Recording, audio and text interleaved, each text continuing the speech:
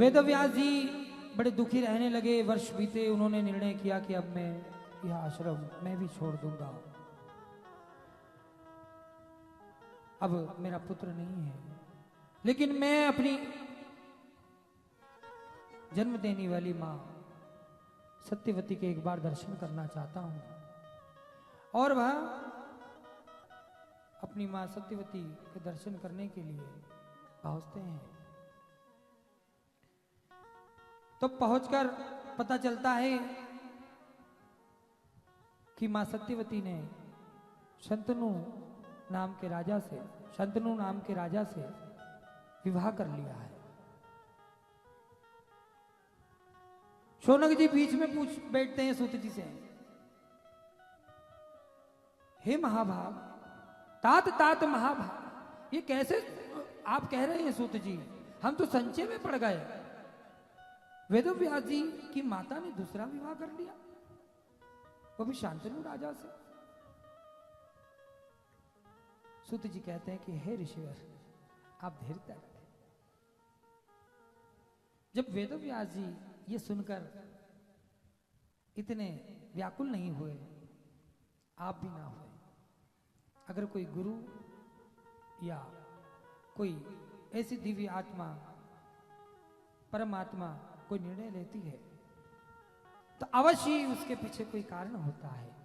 और मां सत्यवती ने अगर कोई निर्णय लिया है, वह भी उसी आद्या शक्ति की अंश रूपा है, स्वरूपा है। इसलिए कहते हैं हमें भगवान के ऊपर आरोप प्रत्यारोप नहीं करना चाहिए। भगवान हो, गुरु हो, ये सब श्रेष्ठ श्रेणी में आते हैं। इनके पीछे हुआ कार्य, इनके पीछे जो भी कारण होता है वो श्रेष्ठ होता है। ये जो भी कार्य करते हैं उसके पीछे कोई कारण जो होता है वो श्रेष्ठ होता है। हमें आरोप प्रत्यारोप नहीं करना चाहिए। जैसे हमने कल चर्चा करी ना कि बलि प्रथा किस प्रकार, बलि प्रथा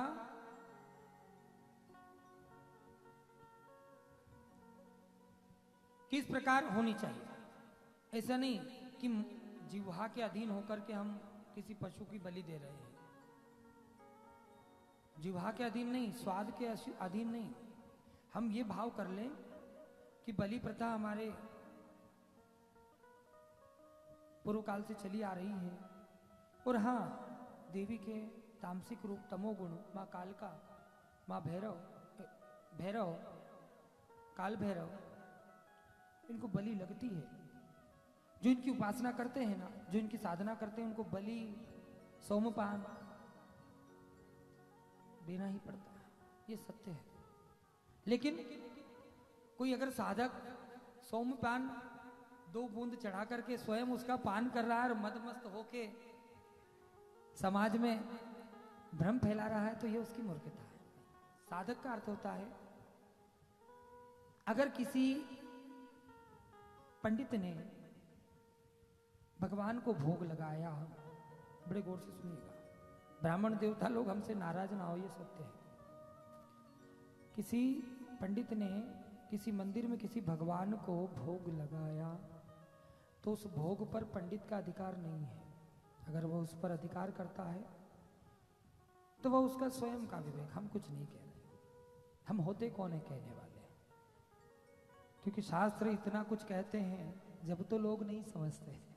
हमारे पुराण इतना कुछ कहते हैं, तब तो लोग नहीं समझते। तो भला हम कह देंगे तो इसके आगे तो कुछ कहना ही नहीं चाहिए। उस भोग पर उस भगवान के भक्तों का अधिकार रहता है। प्रसाद भक्तों में बांटा जाता है। क्योंकि जो पंडित, जो ब्राह्मण पूजन भोग कर रहा है ना, वह निमित्त मात्र उसके दक्षिणा का अधिकारी रहता है और वह दक्षिणा उसे प्राप्त